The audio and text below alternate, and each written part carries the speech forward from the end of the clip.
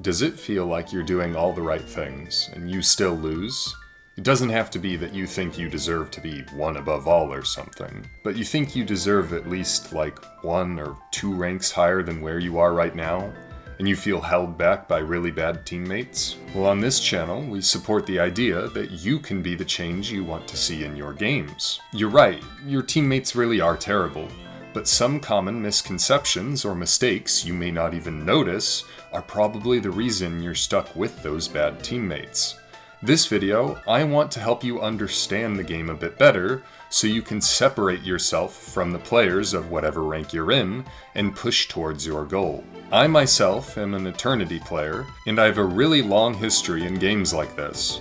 I was top 20 in Overwatch 2 and top 100 in Overwatch, something I feel was honestly much more impressive, but maybe that's just me. But I didn't get to where I am because of aim or mechanical skill or anything like that. I just understand the game really well, so I'm the perfect person to help you understand the game better. Let's dive into probably the most important lesson, and our first: value in Marvel Rivals.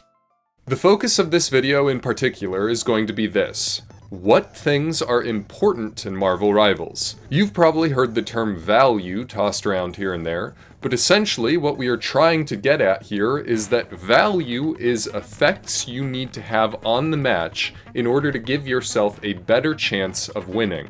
In simpler terms, when you load into the game, this is what you should focus on, and taking these actions are what really matters if your intention is to win. We're going to start with the most important things, which I think we can separate into 2 categories.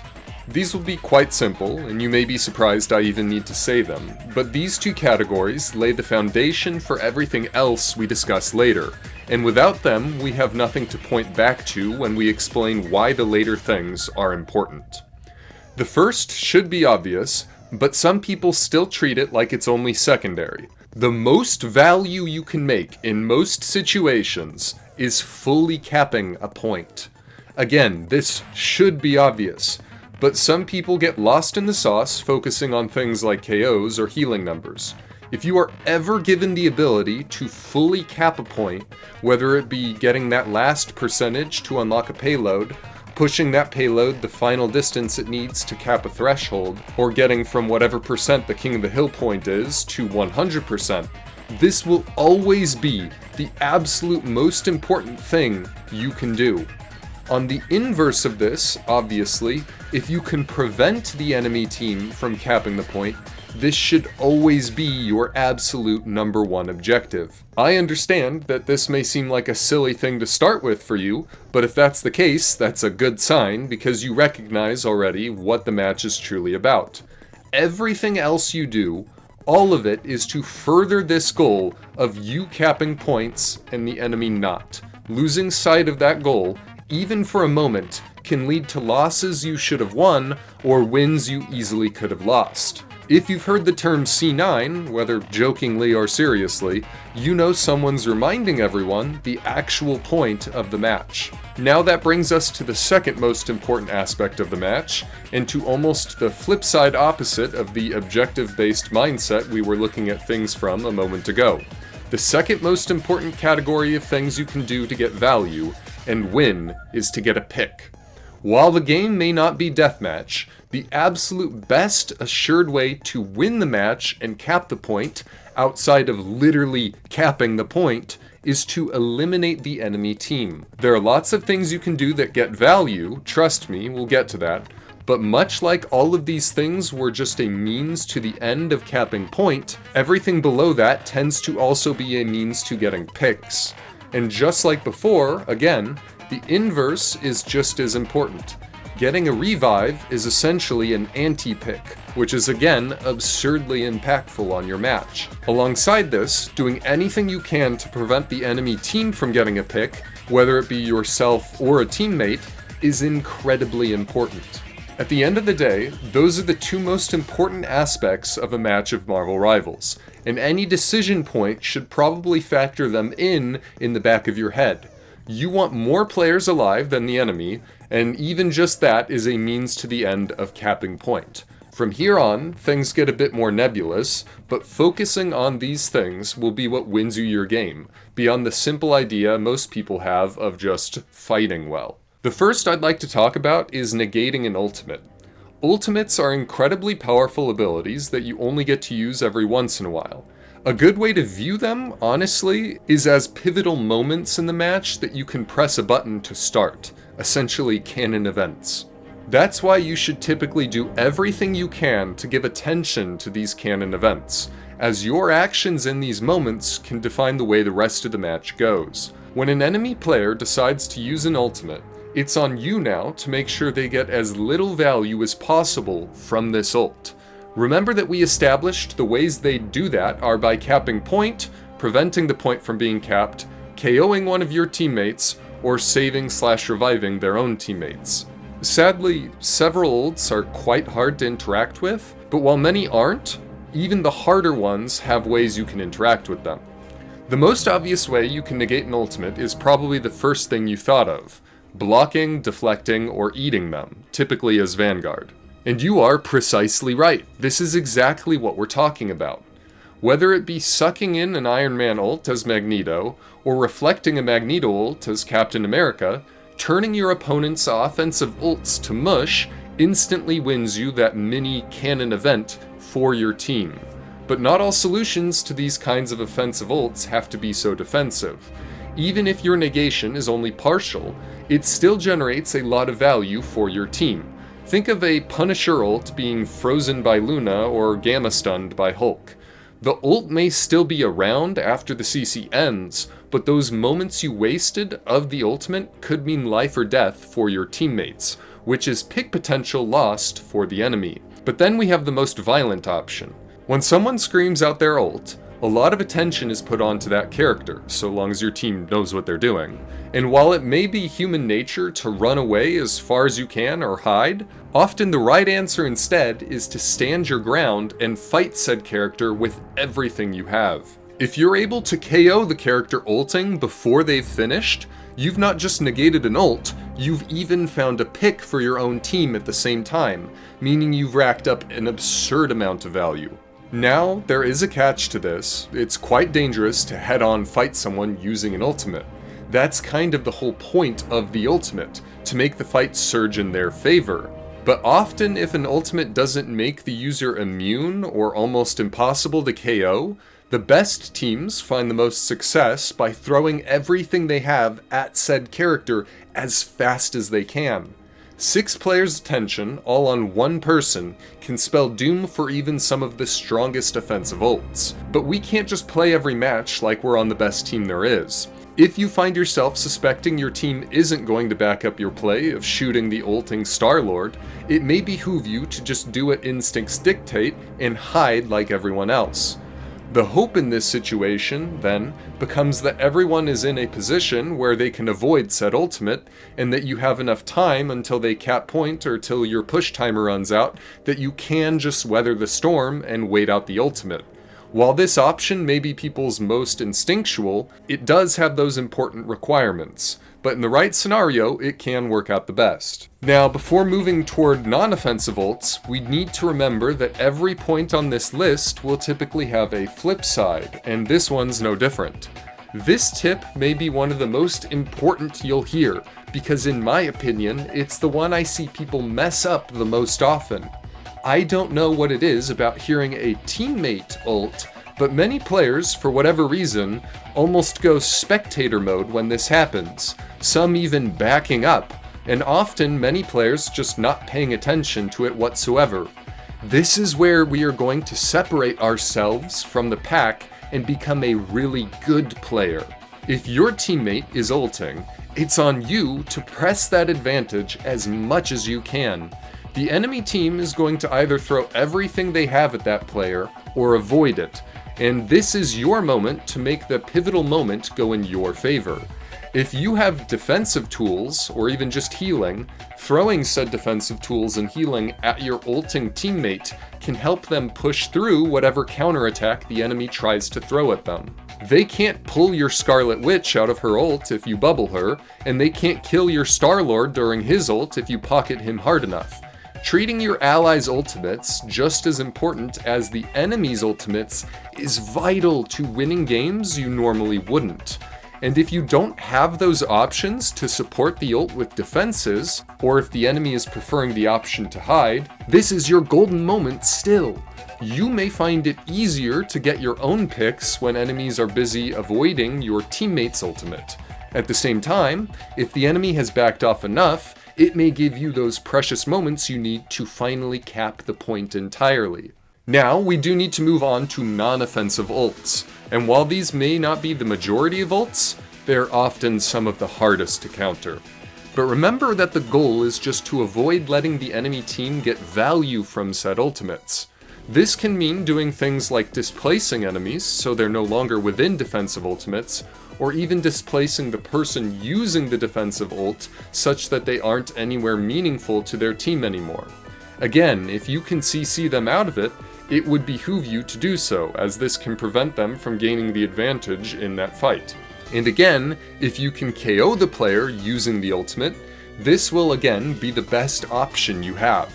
Obviously, it's not going to be easy to defeat someone using a defensive ult in Marvel Rivals, but in some situations you'll see the chance come up, and if you can take it, you could win a massive fight for your team. Finally, it may be the opposite of your instinct in this case, but again, you can just run from defensive ults.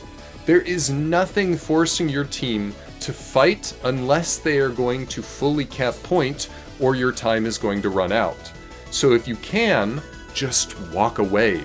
Show them you're willing to wait a few seconds, and then fight after their ult ends, and they'll feel like fools. But remember with this again, that this strategy, as with most strategies, only really works as a team. If you want to make the best plays, you're often really going to need to communicate with your team. And possibly regrettably for you, even if your team is making a bad play, such as fighting into a defensive ult they don't need to, if they refuse to do otherwise, your best option isn't to make the quote-unquote right choice and leave them, it's to commit and hope for the best. A team working together on the wrong plan wins more often than a divided team with half of them having the right plan. That's just how the game goes. Now, to be honest, all of these concepts with ults can actually be applied to any ability, especially those with a long cooldown or with high general value.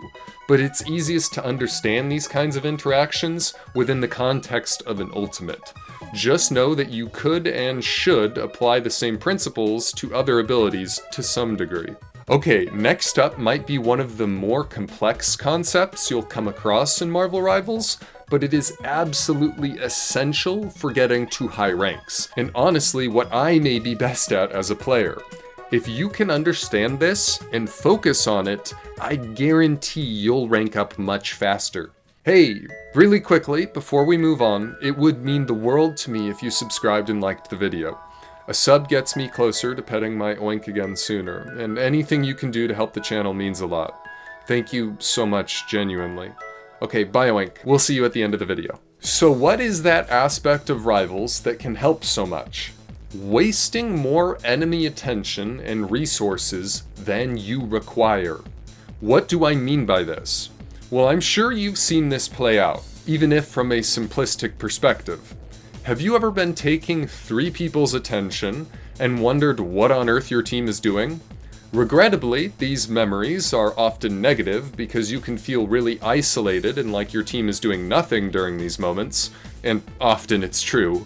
But if you can find the perfect scenarios for these moments, both the right positioning and timing, you will win way more fights than you would otherwise. Let's break this down a bit. What do we mean? I'll give you a really simple example. You jump the backline as Captain America and start beating the ever-living tar out of Dagger.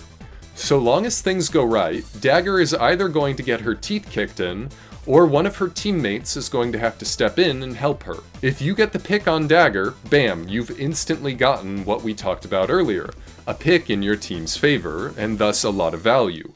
But the enemy is probably going to try to prevent that from happening, so someone steps in to defend Dagger.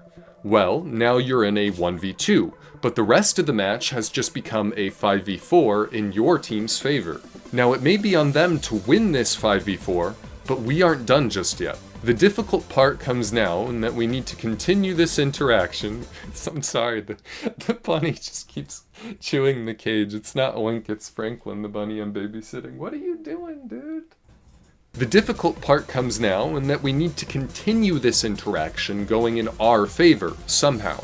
This may mean running around the corner, picking up a health pack, putting up your shield, or even just hammering away at Dagger with more punches in order to try to draw even more attention.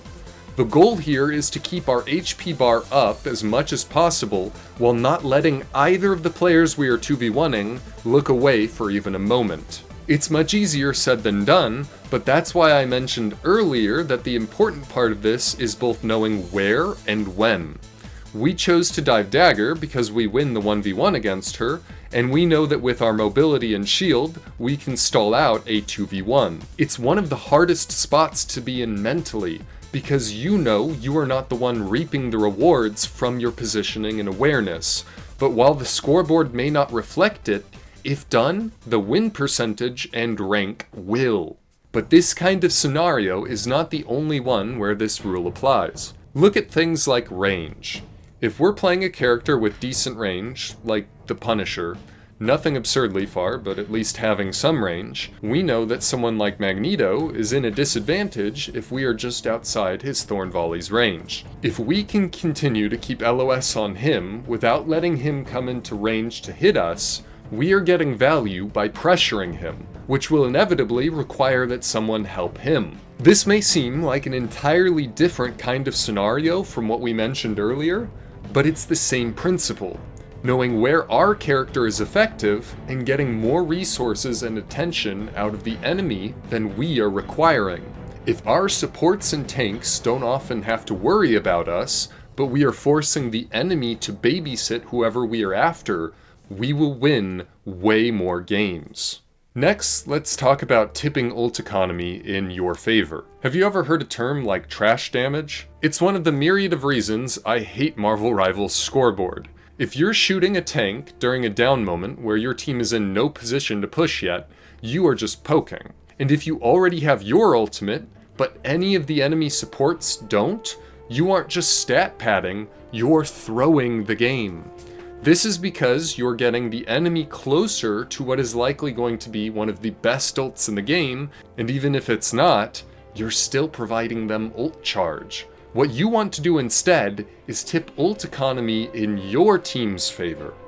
Sometimes you'll see better players ask their tanks to take some damage so that they can farm healing off them and get closer to their ultimate so that once they fully commit to a fight, they have that powerful ult.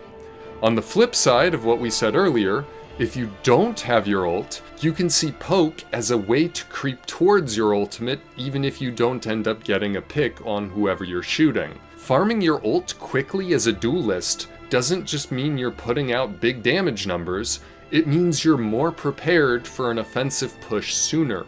Alongside this, if you're not in immediate danger, or if you're feeling like living on the edge, you can purposefully avoid health packs in order to give your support more ult charge. For whatever absurd reason, I got an immense amount of flack for doing that in my first scoreboard video, but this was objectively the right play. Finally, if you are the support, do not be duped by the scoreboard into just farming as much healing as you can, regardless of whether you have your ult or not. If you've just finished a fight and you have someone to heal up before the next fight, consider giving this healing to the other support if you already have your ult. These small percentage gains are easy for unintelligent people to scoff at, but these small percentages can sometimes be the difference between your entire team being wiped out because your support player was at 99% and your team winning the fight off a nicely timed ult. The next thing we should address is making objective progress. I am going to get some flack for bringing this up by some higher level players, but no matter what rank I've been in, from the bottom to the top, even back in Overwatch, I will always do what I can to cap point and push payload. Part of this isn't just me being a selfless Giga Chad, and is that I trust my own positioning enough to understand what moments I can touch payload without giving up space by the time the enemy team returns. But I like to think I am one of the best players at being able to read that, and at the very least, I cap points quicker than most other players who push up even when they could get a few extra moments on the cart before doing so. Capping point is essential to winning the game, and if the enemy team is truly wiped out, you could save yourself precious seconds by having your default thought be to go back to the cart or point to cap faster. If you're at an average rank right now, you absolutely will have to learn what pushing up and taking space means in the context of not just AFKing on the point, but do not be duped into thinking it's worthless either.